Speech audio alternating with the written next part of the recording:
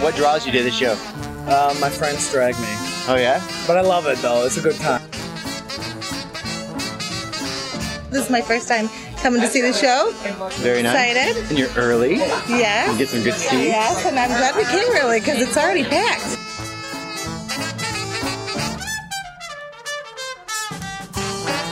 This guy's having a good time. You bet. He said you bet.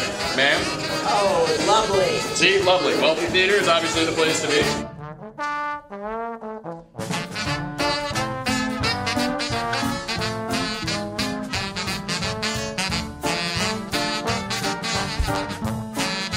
It's a good time, good humor, good writing, good comedy, good people.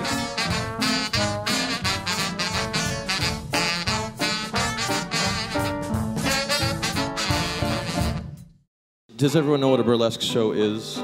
Comedy, magic, performance art, tease, music, fire spinning, glass walking, song and dance, a lot of different smaller acts that on their own are pretty weak, but together form a whole, you know, a variety, a great potpourri patchwork of a lot of different genres and ideas and skills and crafts and the template, you know, that served for burlesque, that vaudeville, you know, that's been around forever. It's American Idol, it's David Letterman, you know, it's your show of shows. What we do is rooted firmly in the present, you know, it's our ideas, it's our art, it's our method, just following a antiquated mode, you know, that's never gonna die.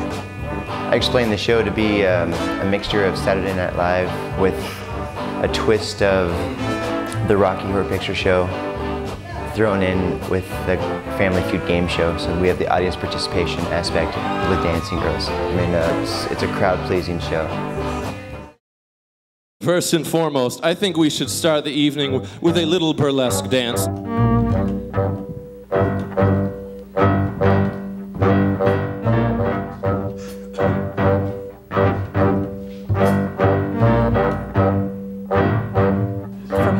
From the audience, it's when the unexpected happens inside of these dances that make them more interesting. Like when we did the Sugar Plum Fairy Dance, there's all these, you know, supposedly cute, yeah, we are cute girls dancing and doing little cute things, and then our prima ballerina is Joe, the cab driver, you know, dressed in a tutu and prancing around on stage in his white underwear and white socks, and people thought that was funny.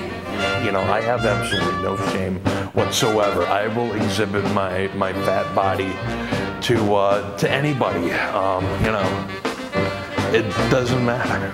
No, it does matter because my body is beautiful. I try to add a little twist into all of my performances, like light my pasties on fire or something. something small that makes it different. Just about anyone, you start hooping, the room goes silent, you know, and the focus is on you. It can be subversive, and it's, you know, more art than anything else. You know, it's not adult entertainment. It's, you know, celebrating the body and celebrating, you know, movements and what can be done with that, and but also celebrating sensuality and sexuality. You know, it is interesting afterwards. You know, people say all sorts of things. Like I've had a woman say, you know, I can't hula hoop at all. Does that mean I'm bad at sex? You know, and well, honey, I wouldn't worry about it. You know, in our day of lewdness, you know, I think at least what we're doing is artful, and then that's what makes it so much more than, say, your average club, you know. And I think that that's what's so exciting is, you know, we're always, you know, continuing to kind of add more things to our repertoire and just becoming bigger and better, and it's just, it's a great thing to experience. I mean, even if you come regularly, you can watch it unfold. You know, one day you'll see audacious hoops available for purchase. That's in the future. Yes, there's some kind who decides in a way, it's sort of, he's like our Barnum. He's our Barnum. And he's putting on the greatest show on earth, and he'll like travel around and try to to finagle everybody he can to be in it. And he's a charlatan, and he's kind of a thief, you know, in a way, and he's scandalous and kind of disgusting, but very sexy at the same time. And I think that's why he makes such a good host, because I can't imagine, you know, that show without him as the host. Suspension of disbelief. I request that you turn it on overdrive from this point out. I can't adequately to describe the experience. They have to see the poster and get it from a lot of, you know, like a lot of our shows, just simply word of mouth. I didn't get into the business to play it safe. You know, I got into this because I enjoy what I do and I like doing things that no one else wants to try. Really had no idea what I was going to walk into. It was interesting, but you know, they did a great job.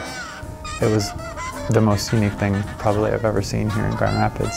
Here was something that at the same time, in the same 90-minute stretch, was brilliant, terrible, profane, edgy, original, and that you could walk out of it having experienced all those extremes. That was, to me, that was really invigorating. And they were a really creative group, and they were here early, and they did a pretty good job about tearing down and stacking chairs and trying not to leave us with too much of a mess.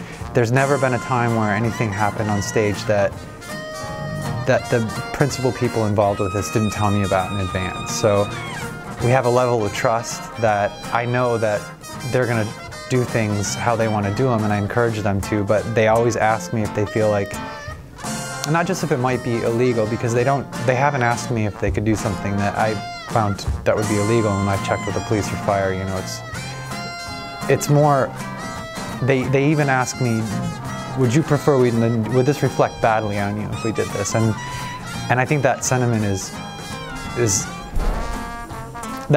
something that I really appreciate. The burlesque show got a lot of press. Mentioned the Sazerac Lounge quite a lot, and I mean, that's the kind of thing that you can't buy it. You know, they were pulling in a pretty diverse crowd. They have done that, and they've done that in a way that has attracted audiences that are in their 20s, 30s. I sold tickets to somebody that was 75 this week, who was just really happy that he could come here and see something, that anything could happen. They definitely brought in couples, you know, people in there, definitely in their 30s, 40s, 50s, just looking for a new entertainment, something that was not available, something very different from the norm in this area. You know, that was fantastic for the bar from that perspective, and the sales were certainly nice as well. It's always good to have an event that brings in 200 people, you know, that always helps with concessions. So what a Sunday was about $700 on average back in the beginning, and you know, by the time the burlesque show was into its, you know, 4th or 5th show here, on those Sundays we were doing anywhere from $1,700 to $2,000. You know, if I get 50 people in my place that have never been in here, and 10 of them come back, I mean, that's fantastic. You know, you just increased your, if they come back once a month even, but I can do that every month. I get 50 people and 10 new ones back, and then they tell, you know, 2 or 3 or 4 of their friends. And I mean, that's what you're looking for when I talk about sort of the word-of-mouth advertising and doing unique things and reaching a customer base that you wouldn't think to go after. And frankly, I wouldn't know how. You know, if you're looking at booking this kind of entertainment, then you know, you've got to be willing to take a little risk and have a little faith and try new stuff. Ruining clothing, hopes, and dreams is what Super Happy Fun Time Burlesque is all about.